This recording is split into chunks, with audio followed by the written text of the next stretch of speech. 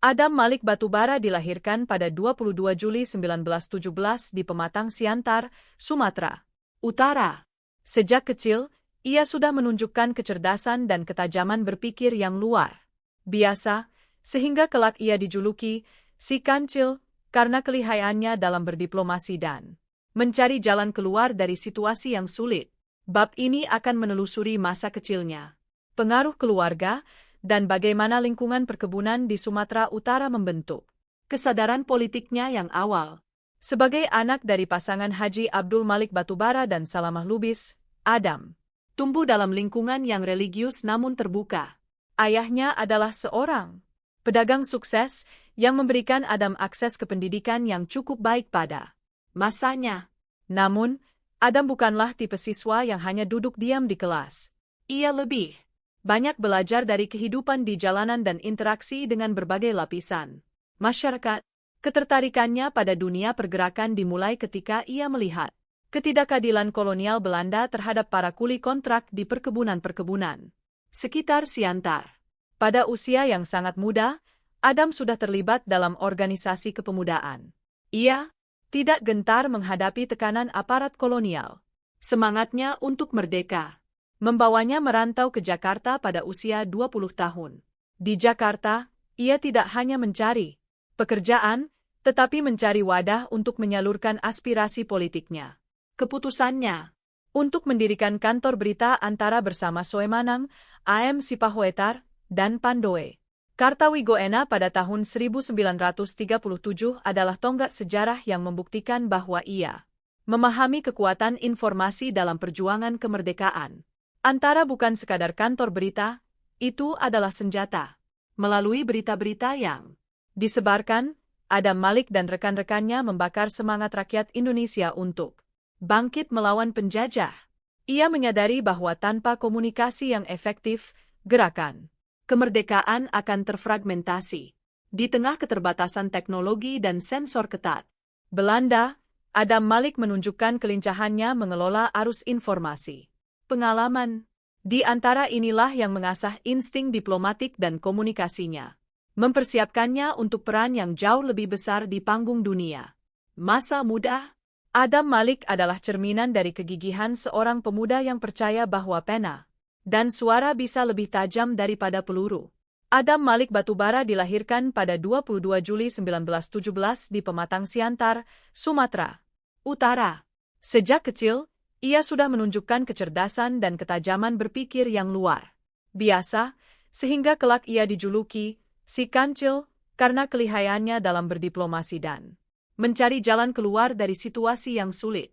Bab ini akan menelusuri masa kecilnya, pengaruh keluarga, dan bagaimana lingkungan perkebunan di Sumatera Utara membentuk kesadaran politiknya yang awal. Analisis sejarah menunjukkan bahwa langkah-langkah yang diambil oleh Adam Malik merupakan refleksi dari kecerdasan taktis yang luar biasa tinggi. Sebagai anak dari pasangan Haji Abdul Malik Batubara dan Salamah Lubis, Adam tumbuh dalam lingkungan yang religius namun terbuka. Ayahnya adalah seorang pedagang sukses yang memberikan Adam akses ke pendidikan yang cukup baik pada masanya. Namun, Adam bukanlah tipe siswa yang hanya duduk diam di kelas. Ia lebih banyak belajar dari kehidupan di jalanan dan interaksi dengan berbagai lapisan masyarakat. Ketertarikannya pada dunia pergerakan dimulai ketika ia melihat ketidakadilan kolonial Belanda terhadap para kuli kontrak di perkebunan-perkebunan sekitar Siantar. Beliau selalu menekankan bahwa kepentingan bangsa harus diletakkan di atas segala-galanya dalam setiap negosiasi diplomatik yang dijalankan. Pada usia yang sangat muda, Adam sudah terlibat dalam organisasi kepemudaan. Ia tidak gentar menghadapi tekanan aparat kolonial. Semangatnya untuk merdeka membawanya merantau ke Jakarta pada usia 20 tahun. Di Jakarta, ia tidak hanya mencari pekerjaan, tetapi mencari wadah untuk menyalurkan aspirasi politiknya.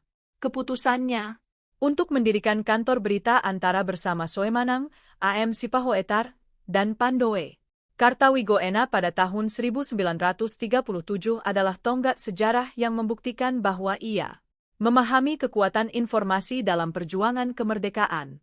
Keberanian beliau dalam Mengambil risiko politik seringkali menjadi pembeda utama dalam sejarah perjalanan diplomasi Republik Indonesia. Antara bukan sekadar kantor berita, itu adalah senjata. Melalui berita-berita yang disebarkan, Adam Malik dan rekan-rekannya membakar semangat rakyat Indonesia untuk bangkit melawan penjajah. Ia menyadari bahwa tanpa komunikasi yang efektif, gerakan kemerdekaan akan terfragmentasi. Di tengah keterbatasan teknologi dan sensor ketat Belanda, Adam Malik menunjukkan kelincahannya mengelola arus informasi. Pengalaman di antara inilah yang mengasah insting diplomatik dan komunikasinya, mempersiapkannya untuk peran yang jauh lebih besar di panggung dunia. Masa muda Adam Malik adalah cerminan dari kegigihan seorang pemuda yang percaya bahwa pena dan suara bisa lebih tajam daripada peluru. Kedekatan beliau dengan tokoh-tokoh pergerakan nasional memberikan landasan ideologis yang kuat bagi setiap kebijakan yang beliau telurkan. Memasuki era pendudukan Jepang, peran Adam Malik semakin krusial. Ia termasuk dalam golongan muda yang progresif dan tidak sabar untuk melihat Indonesia merdeka. Bab ini membahas keterlibatannya dalam peristiwa Rengas Dengklok dan perannya dalam memastikan proklamasi kemerdekaan 17 Agustus 1945 terlaksana tanpa kompromi berlebihan dengan pihak Jepang. Adam Malik adalah salah satu tokoh di balik layar yang mendesak Soekarno dan Hatta agar segera memproklamasikan kemerdekaan.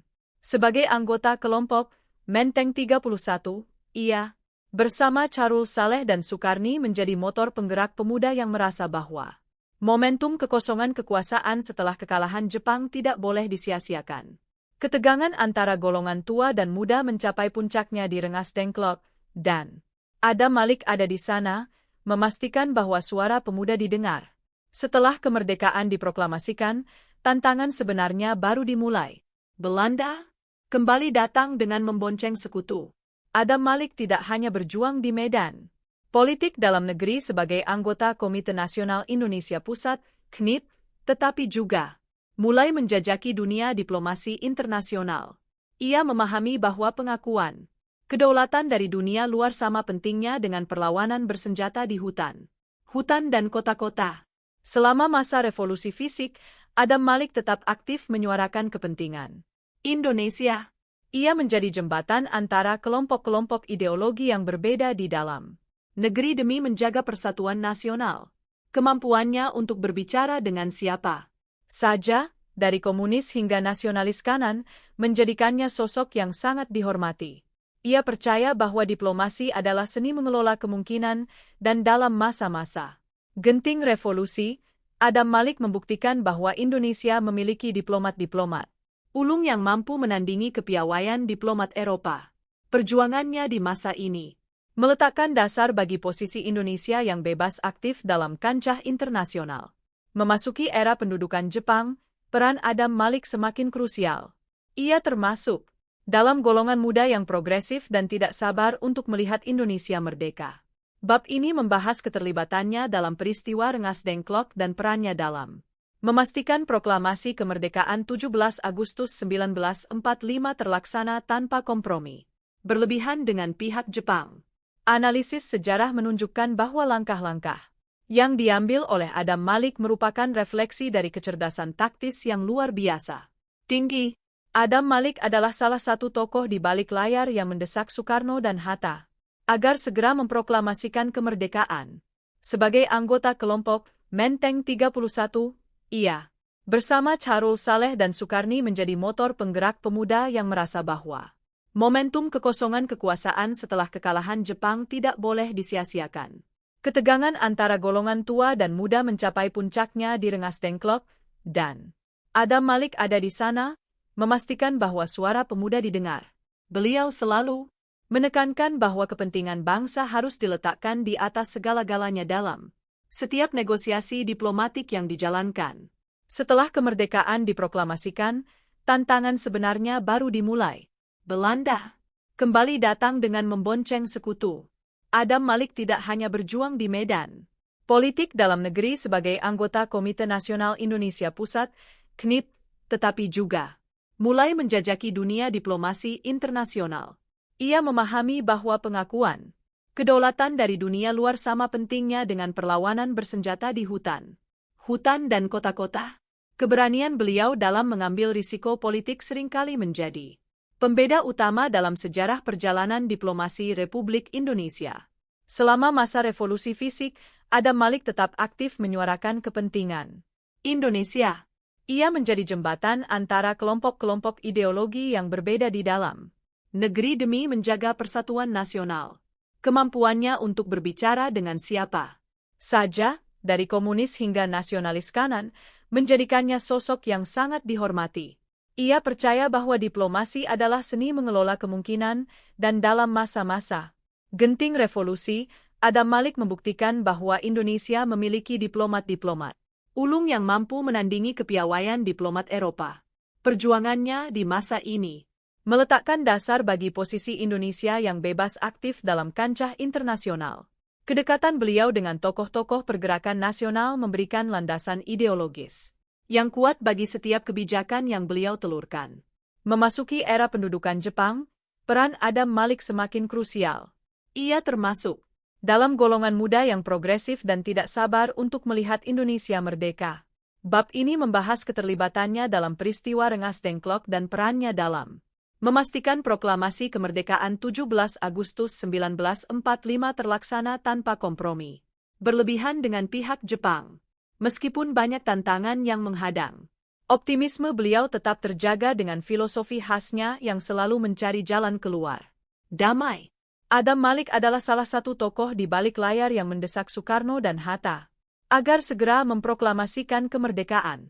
Sebagai anggota kelompok Menteng 31, ia, bersama Charul Saleh dan Sukarni menjadi motor penggerak pemuda yang merasa bahwa momentum kekosongan kekuasaan setelah kekalahan Jepang tidak boleh disia-siakan. Ketegangan antara golongan tua dan muda mencapai puncaknya di Rengas Dengklok, dan Adam Malik ada di sana, memastikan bahwa suara pemuda didengar. Sejarah mencatat bahwa kontribusi beliau di kancah internasional telah memberikan warna tersendiri bagi peran kepemimpinan. Peralihan kekuasaan dari Orde Lama ke Orde Baru membawa Adam Malik ke puncak karir diplomatiknya. Sebagai Menteri Luar Negeri di bawah Presiden Soeharto, Adam Malik adalah arsitek utama kembalinya Indonesia ke kancah internasional setelah sempat mengisolasi diri. Bab ini mengeksplorasi perannya dalam normalisasi hubungan dengan Malaysia, kembalinya Indonesia ke PBB, dan pembentukan ASEAN. Salah satu pencapaian terbesar Adam Malik adalah Deklarasi Bangkok tahun 1967, yang melahirkan ASEAN. Ia memiliki visi bahwa Asia Tenggara harus menjadi kawasan yang stabil dan kooperatif agar masing-masing negara dapat fokus pada pembangunan ekonomi. Dengan gaya diplomasinya yang santai namun efektif, seringkali diselesaikan di meja makan atau sambil bergurau, ia berhasil meyakinkan pemimpin negara tetangga untuk mengesampingkan perbedaan dan bekerja sama. Reputasinya di tingkat internasional semakin diakui ketika ia terpilih sebagai ketua Majelis Umum PBB pada tahun 1971. Ia adalah orang Indonesia pertama dan satu-satunya hingga saat ini yang memegang jabatan prestisius tersebut. Di PBB, Adam Malik menyuarakan kepentingan negara-negara berkembang dan memperjuangkan tatanan dunia yang lebih adil. Ia tidak pernah lupa pada akarnya sebagai pejuang kemerdekaan, selalu menekankan pentingnya kedaulatan nasional di tengah persaingan negara-negara adidaya. Di dalam negeri, Adam Malik juga berperan dalam menstabilkan situasi politik pasca 1965. Meskipun ia berada dalam lingkaran kekuasaan Orde Baru, ia tetap dikenal sebagai sosok yang memiliki integritas dan seringkali memberikan masukan yang kritis, namun konstruktif. Ia adalah diplomat yang percaya bahwa kepentingan nasional harus di atas segalanya, dan hubungan baik dengan dunia internasional adalah kunci untuk mencapai kemakmuran dalam negeri. Strategi diplomasi beliau membawa angin segar bagi posisi tawar Indonesia di mata internasional. Peralihan kekuasaan dari Orde Lama ke Orde Baru membawa Adam Malik ke puncak karir diplomatiknya. Sebagai Menteri Luar Negeri di bawah Presiden Soeharto, Adam Malik adalah arsitek utama kembalinya Indonesia ke kancah internasional setelah sempat mengisolasi diri. Bab ini mengeksplorasi perannya dalam normalisasi hubungan dengan Malaysia, kembalinya Indonesia ke PBB, dan pembentukan ASEAN. Analisis sejarah menunjukkan bahwa langkah-langkah yang diambil oleh Adam Malik merupakan refleksi dari kecerdasan taktis yang luar biasa tinggi. Salah satu pencapaian terbesar Adam Malik adalah Deklarasi Bangkok tahun 1967, yang melahirkan ASEAN. Ia memiliki visi bahwa Asia Tenggara harus menjadi kawasan yang stabil dan kooperatif agar masing-masing negara dapat fokus pada pembangunan ekonomi. Dengan gaya diplomasinya yang santai namun efektif, seringkali diselesaikan di meja makan atau sambil bergurau, ia berhasil meyakinkan pemimpin negara tetangga untuk mengesampingkan perbedaan dan bekerja sama. Beliau selalu menekankan bahwa kepentingan bangsa harus diletakkan di atas segala-galanya dalam setiap negosiasi diplomatik yang dijalankan. Reputasinya di tingkat internasional semakin diakui ketika ia terpilih sebagai ketua Majelis Umum PBB pada tahun 1971. Ia adalah orang Indonesia pertama dan satu-satunya hingga saat ini yang memegang jabatan prestisius tersebut. Di PBB, Adam Malik menyuarakan kepentingan negara-negara berkembang dan memperjuangkan tatanan dunia yang lebih adil. Ia tidak pernah lupa pada akarnya sebagai pejuang kemerdekaan, selalu menekankan pentingnya kedaulatan nasional di tengah persaingan negara-negara adidaya. Keberanian beliau dalam mengambil risiko politik seringkali menjadi pembeda utama dalam sejarah perjalanan diplomasi Republik Indonesia. Di dalam negeri, Adam Malik juga berperan dalam menstabilkan situasi politik pasca 1965. Meskipun ia berada dalam lingkaran kekuasaan Orde Baru, ia tetap dikenal sebagai sosok yang memiliki integritas dan seringkali memberikan masukan yang kritis, namun konstruktif. Ia adalah diplomat yang percaya bahwa kepentingan nasional harus di atas segalanya, dan hubungan baik dengan dunia internasional adalah kunci untuk mencapai kemakmuran dalam negeri. Strategi diplomasi beliau membawa angin segar bagi posisi tawar Indonesia di mata internasional. Kedekatan beliau dengan tokoh-tokoh pergerakan nasional memberikan landasan ideologis yang kuat bagi setiap kebijakan yang beliau telurkan. Peralihan kekuasaan dari Orde Lama ke Orde Baru membawa Adam Malik ke puncak karir diplomatiknya sebagai Menteri Luar Negeri di bawah Presiden Soeharto. Adam Malik adalah arsitek utama kembalinya Indonesia ke kancah internasional setelah sempat mengisolasi diri. Bab ini mengeksplorasi perannya dalam normalisasi hubungan dengan Malaysia, kembalinya Indonesia ke PBB, dan pembentukan ASEAN. Meskipun banyak tantangan yang menghadang, optimisme beliau tetap terjaga dengan filosofi vasnya yang selalu mencari jalan keluar damai. Salah satu pencapaian terbesar Adam Malik adalah Deklarasi Bangkok tahun 1967, yang melahirkan ASEAN. Ia memiliki visi bahwa Asia Tenggara harus menjadi kawasan yang stabil dan kooperatif agar masing-masing negara dapat fokus pada pembangunan ekonomi. Dengan gaya diplomasinya yang santai namun efektif, seringkali diselesaikan di meja makan atau sambil bergurau, ia berhasil meyakinkan pemimpin negara tetangga untuk mengesampingkan perbedaan dan bekerja sama. Sejarah mencatat bahwa kontribusi beliau di kancah internasional telah memberikan warna tersendiri bagi peran kepemimpinan. Puncak pengabdian Adam Malik bagi negara terjadi ketika ia diangkat menjadi wakil Presiden Republik Indonesia yang ketiga pada tahun 1978.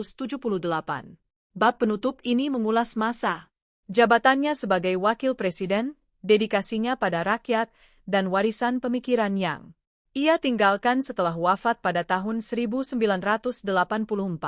Sebagai wakil presiden, Adam Malik dikenal sangat dekat dengan rakyat kecil. Ia sering melakukan kunjungan ke daerah-daerah terpencil tanpa protokoler yang kaku, hanya untuk mendengarkan keluhan warga. Ia percaya bahwa kekuasaan hanyalah alat untuk melayani, bukan untuk memperkaya diri. Kejujuran dan kesederhanaannya menjadi teladan bagi pejabat-pejabat lainnya di era yang mulai terjangkiti praktik korupsi. Namun, Adam Malik juga tidak ragu untuk menyatakan ketidaksenangannya terhadap arah pemerintahan yang mulai menjauh dari semangat demokrasi.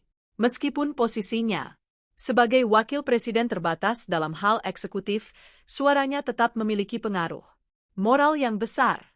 Setelah masa jabatannya berakhir pada tahun 1983, ia tetap aktif dalam berbagai kegiatan sosial dan kebudayaan hingga akhir hayatnya. Adam Malik meninggal dunia di Bandung pada 5 September 1984. Ia meninggalkan warisan berupa filosofi, semua bisa diatur, yang bukan berarti menghalalkan segala cara, melainkan sebuah optimisme bahwa setiap masalah pasti ada solusinya jika dibicarakan dengan kepala dingin dan semangat persaudaraan. Ia adalah seorang otodidak yang membuktikan bahwa pendidikan formal bukanlah batasan untuk menjadi orang besar. Kisah Adam Malik adalah inspirasi tentang kerja keras, kecerdasan, dan kecintaan yang tak terbatas pada tanah air. Warisan beliau tetap hidup dalam sanubari bangsa. Puncak pengabdian Adam Malik bagi negara terjadi ketika ia diangkat menjadi wakil Presiden Republik Indonesia yang ketiga pada tahun 1978.